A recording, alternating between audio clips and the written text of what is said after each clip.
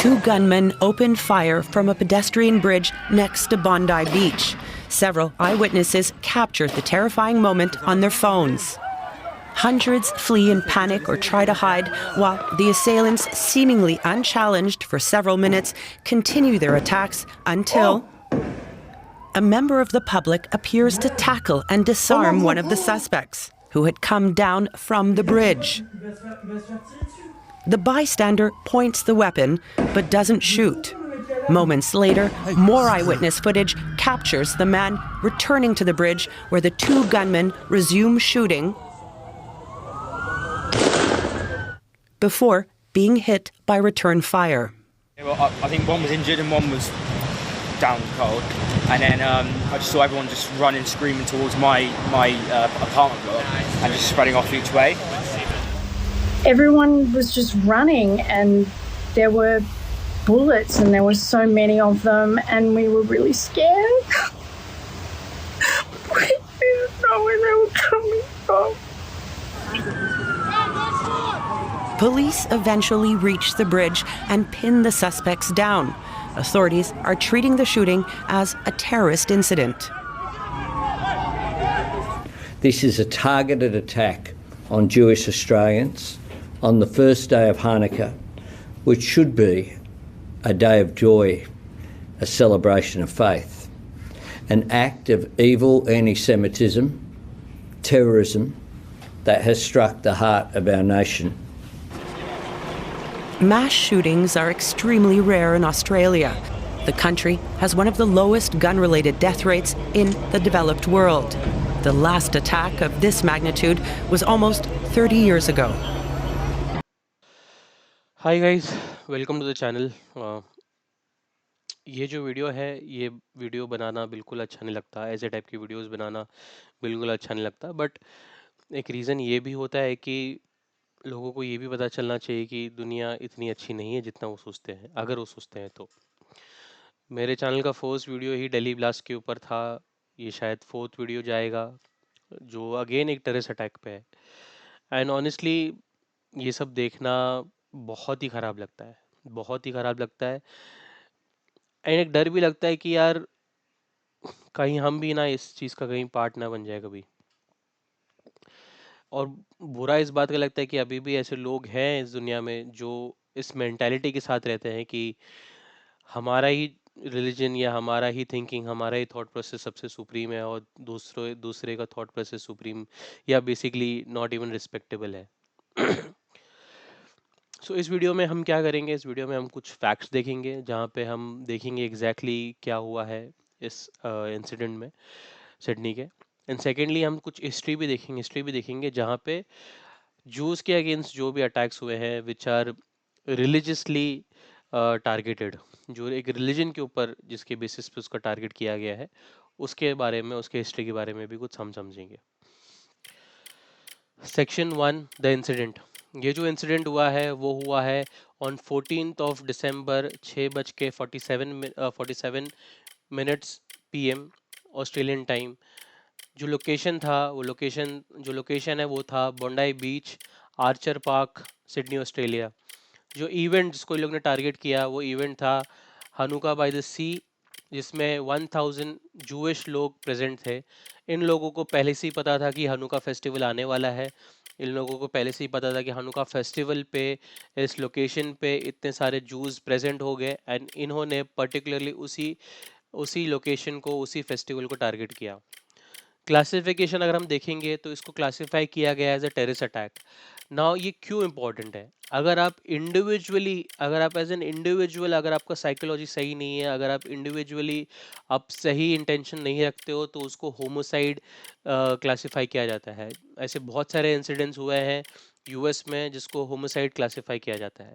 But अगर आप एक कम्युनिटी बेस्ड या फिर एक सेक्शन बेस्ड या फिर एक कल्ट बेस्ड थॉट प्रोसेस को फॉलो करते हैं और उस थॉट प्रोसेस के वजह से अगर आप किसी को भी हर्ट करते हैं, किसी को भी मारते हैं, तो उसको as a terrorist attack classify किया जाता है। सो इसलिए इस इंसिडेंट को भी एक टेररिस्ट अटैक क्लासिफाई किया गया है। Secondly, antisemitic hate crime. Now what is antisemitism? Antisemitism basically बोलता है कि अगर आपको किसी भी वजह से या किसी भी रीज़न से अगर आपको जूस या जुडाइज्म से हेट है, नफरत है, तो आप एक एंटीसेमिटिक इंडिविजुअल है, आप एंटीसेमिटिक फीलिंग्स अपने अंदर रखते हैं। तो इस अटैक को क्लासिफाई किया गया है as a terrorist attack and as an antisemitic attack. Timeline अगर आप टाइमलाइन देखेंगे तो ये 6:47 पीएम को हुआ। 50 गन शॉट्स फायर किए गए। आपके सामने 1000 लोगों की कम्युनिटी थी, जूइश कम्युनिटी थी, उसके अगेंस्ट लोग ने 50 गन शॉट्स फायर किए। भला हो इस आदमी का अहमद अल अहमद इनका नाम है। Just a moment. ये जो इंडिविजुअल हैं अहमद अल अहमद, ये जो इंडिविजुअल है, इन्होंने एक टेररिस्ट को रोका, उससे गन छीना। आपने वीडियो में भी देखा होगा।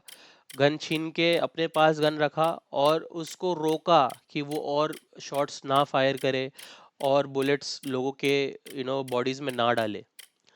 सो 50 गन शॉट्स फायर थे, जिसमें से 16 लोग को डेथ मिली और 46 लोग हर्ट हुए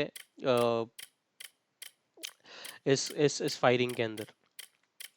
पुलिस एंगेजमेंट ऑफिसर्स ने एक जो ये इंडिविजुअल है इसको न्यूट्रलाइज किया, मतलब उसको मार दिया। दूसरा जो इंडिविजुअल है जो उसका बेटा है नाविद, उसको उन लोग ने एप्रीहेंड किया, उसको अपने अरेस्ट के अंदर लिया है। ये एप्रीहेंशन बहुत इंपॉर्टेंट है इस केस के रूट कॉज को एनालाइज करने के लिए, इस केस को समझने के लिए कि एग्जैक्टली ये सिर्फ 2 ही इंडिविजुअल्स हैं जिनके दिमाग में ये आया, या फिर इनके पीछे एक पूरी बैकिंग है, maybe out from outside the country as well, या कोई ऑर्गेनाइजेशन है जिनके थ्रू जिन्होंने इनके थ्रू ये इंसिडेंट को कंडक्ट किया। परपेट्रेटर्स जो है साजिद अकरम और नाविद अकरम। जो साजिद अकरम है वो इंडियन है, वो हैदराबाद से है, ये तेलंगाना पुलिस ने कंफर्म भी किया है। मैं ट्राई करूंगा कि वो जो कंफर्मेशन है उसका भी सोर्स मैं अपने वीडियो में डालूं, सो दैट आपको भी वो पता चले। और ये जो इंडिविजुअल है इसके पास 6 लाइसेंस्ड फायर आर्म्स थे, मतलब 6 लाइसेंस गन्स थे, और इसको जो ऑस्ट्रेलियन इंटेलिजेंस ऑर्गेनाइजेशन है उन्होंने इसको फ्लैग भी किया था as a threat, not an immediate one but a potential threat, जो कि मारा गया है उस इंसिडेंट में। नाविद अकरम जो है वो ऑस्ट्रेलियन बॉर्न है, ये एजुकेटेड बंदा है, एंड ये उसका बेटा है, ये साजिद अकरम का बेटा है, ये पकड़ा गया है। और इसके थ्रू बहुत सारे अनकवरिंग होगा इस केस के बारे में, बहुत सारे लेयर्स खुलेंगे और डेप्थ में जाया जाएगा कि ये इंसिडेंट हुआ क्यों और क्या मोटिवेशन था इनका, क्या ऑर्गेनाइजेशनल बैकअप भी मिला है इनको कि नहीं। सेक्शन 2 में हम हिस्ट्री देखते हैं, जूइश लोगों के ऊपर जो अटैक्स हुए उसके ऊपर, उसके बारे में। अब जो हनुका है, let me tell you Hanukkah होता क्या है। हनुका उनका मेन फेस्टिवल है जूइश लोगों का, जिसमें से basically it is also called as festival of lights. जैसे कि हमारा दिवाली होता है उसको फेस्टिवल ऑफ लाइट्स बोला जाता है, वैसे ही हनुका को फेस्टिवल ऑफ लाइट बोला जाता है। और एक सिमिलरिटी ये है कि it is also called as the win of good over the evil, जैसे ही हमारे दिवाली को बोला जाता है। अब हनुका में क्या हुआ था कि इनका जो सेकेंड टेम्पल था, जो इनका जो मेन टेम्पल है, उसका जो फर्स्ट टेम्पल टूटा, उसको जो उसके अगेंस्ट जो सेकेंड टेम्पल उन्होंने बनाया, उसको इन लोग ने, जो इनके ऑपोजिशन था उससे रिकवर किया, उसको प्यूरिफाई किया, और उस इंसिडेंट को, उस विक्ट्री को इन लोग को सेलिब्रेट करने के लिए ये लोग ये फेस्टिवल बनाते हैं जिसको हनुका बोला जाता है। सेम जो हमारे दिवाली में होता है। जो इसका आयरनी है, हनुका को जैसे फेस्टिवल ऑफ लाइट्स बोला जाता है, तो ये बेसिकली ऐसे टाइम पे होता है ईयर के जहाँ पे अंधेरा ज़्यादा हो, मतलब towards the end of the year, जहाँ पे रातें बड़ी होती हैं स्पेशली इन नदर्न हेमिस्फीयर, और ठंड ज़्यादा होती है। तो इसको काउंटर करने के लिए एक तरीके से एक सिंबॉलिक एक फेस्टिवल भी है कि जहाँ पे ज़्यादा लोग आते हैं, सेलिब्रेट करते हैं, एक दूसरे से मिलते हैं, सो दैट जो नेगेटिव फीलिंग है उसको वो पॉजिटिविटी में कन्वर्ट करें।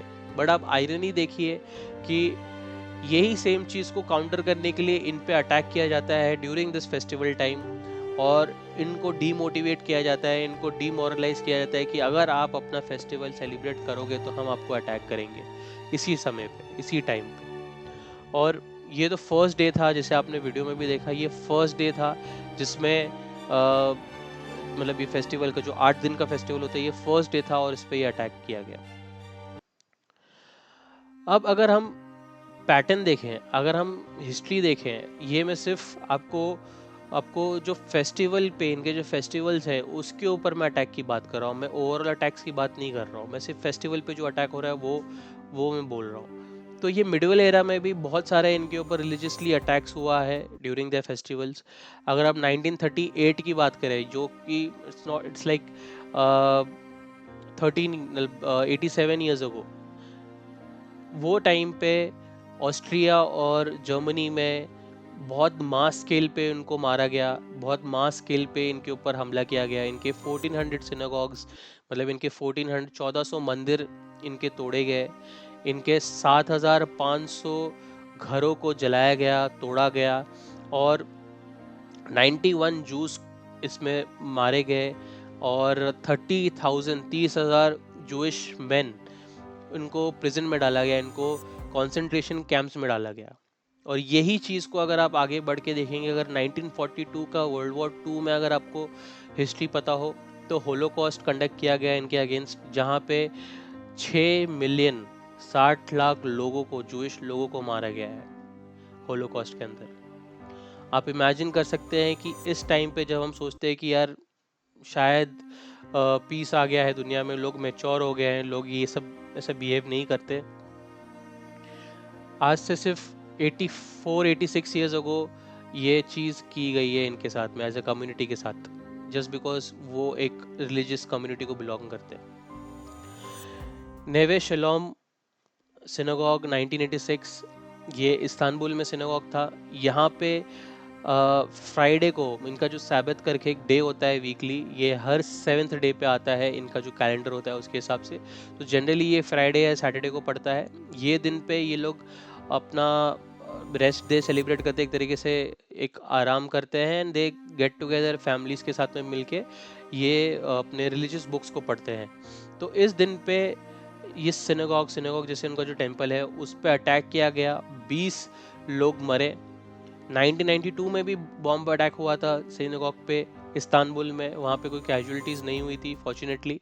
एंड 2003 में एक कार बॉम्ब अटैक किया गया था, जहाँ पे 28 लोगों की मौत हुई और 300 लोग इंजर्ड हुए थे। दिस गोज टू शो कि इनके ऊपर रिलीजियसली कितना अटैक होता है।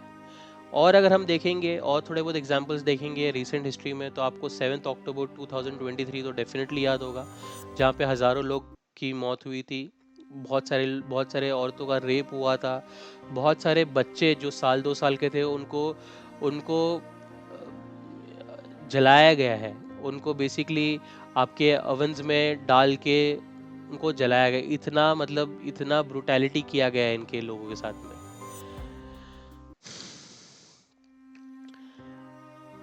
म्यूनिक ओलंपिक्स में भी सेम चीज़ की गई थी। 11 लोगों की टीम थी इनकी, खेलने गए थे वो लोग, और उसमें से 2 लोगों को स्टार्टिंग में मारा गया, 9 लोगों को कैप्चर किया गया, उनको होस्टेज बनाया गया और उसके बाद में उनको मारा गया। सो ये म्यूनिक ओलंपिक्स जो 1972 में शायद हुआ था, उसमें ये सब किया गया। सो जो ये हिस्ट्री है इनकी बहुत डार्क है, बहुत ग्रिम है इनके ऊपर अटैक्स होने की, एंड बहुत सैड है ये। एज अ ह्यूमन बीइंग मैं नहीं सोच सकता कि किसी भी कम्युनिटी को इतना गंदा हर्ट किया जा रहा है। और ये सेम चीज़ मेरे कम्युनिटी के साथ भी हुआ है, कश्मीरी पंडित्स के साथ में हुआ है, वो भी बहुत ज़्यादा हॉरिफिक है। ऑस्ट्रेलियाज़ क्राइसिस राइजिंग एंटीसेमिटिज्म। ऑस्ट्रेलिया में जहाँ पे इंसिडेंट हुआ, उस देश का करंट सिनारियो क्या है? सो आफ्टर अक्टूबर 2023, 7 अक्टूबर 2023, रिपोर्टेडली जो रिपोर्टेड इंसिडेंट्स है, एंटीसेमिटिक इंसिडेंट है, वो 1000+ रिपोर्टेड इंसिडेंट्स मेजर किए गए हैं जस्ट इन 2024 इन ऑस्ट्रेलिया। पहले जो वायलेंस हुआ था अप्रैल में 2024 में भी वायलेंस हुआ था, जहाँ पे 6 लोगों की मौत हुई थी, जो भी एक एंटीसेमिटिक एक्ट था। सिक्योरिटी थ्रेट एलिवेट किया गया था ऑस्ट्रेलिया में इन अगस्त 2024, जहाँ पे एक पॉसिबिलिटी से प्रोबेबिलिटी तक उन लोग ने इसको सिक्योरिटी परसेप्शन को एलिवेट किया। पॉसिबिलिटी जहाँ पे could be there are chances हो सकते हैं, to probability there is a chance. उसमें इफ्स एंड बट्स नहीं है, आप नंबर्स दे सकते हो उसको 20%, 30%, 40%, 70% ऑफ प्रोबेबिलिटी। तो वो सिक्योरिटी थ्रेट सिनेरियो को एलिवेट किया गया था ऑस्ट्रेलिया में in August 2024 from possibility to probability. And then what is the response of the agencies in Australia? They're saying that they will provide security to Jewish centers, Jewish institutions across, but that is a reactionary step. वो एक reaction है आपका जो incident जो हो चुका है उसके तरफ, but आप root cause को diagnose नहीं कर रहे हो। रूट कॉज डायग्नोसिस वही सही होगा जहाँ पे आप इंडिविजुअल्स को आइडेंटिफाई करो, कम्युनिटीज़ को आइडेंटिफाई करो जिनके अंदर ये हेट्रेड है किसी भी और कम्युनिटी के लिए, जिनके अंदर ये हेट्रेड है जहाँ पे वो लोगों को जान से मारना चाहते हैं दूसरे कम्युनिटी के, जस्ट बिकॉज वो एक आइडियोलॉजी फॉलो करते हैं जो उनकी आइडियोलॉजी से मैच नहीं करता। So to conclude this video I would just say कि आप एक रिस्पॉन्सिबल सिटीज़न बनिए, जहाँ पे आप अपने इमीडिएट लोगों को सिक्योर कीजिए, इमीडिएट थ्रेट परसेप्शन को आइडेंटिफाई कीजिए, और जो नेसेसरी और जो पोटेंट सिक्योरिटी ऑर्गेनाइजेशंस हैं उनको आप रिपोर्ट कीजिए, एंड मोर ओवर एक अच्छा ह्यूमन बीइंग बनिए। इस समय दुनिया में जहाँ पे ऑलरेडी इतने सारे प्रॉब्लम्स हैं, नेचुरल प्रॉब्लम्स हैं, हमको वो ज़रूरत नहीं कि हम एक इंडिविजुअल दूसरे इंडिविजुअल को हेट करें जस्ट बिकॉज वो किसी और रिलीजन से। Thank you.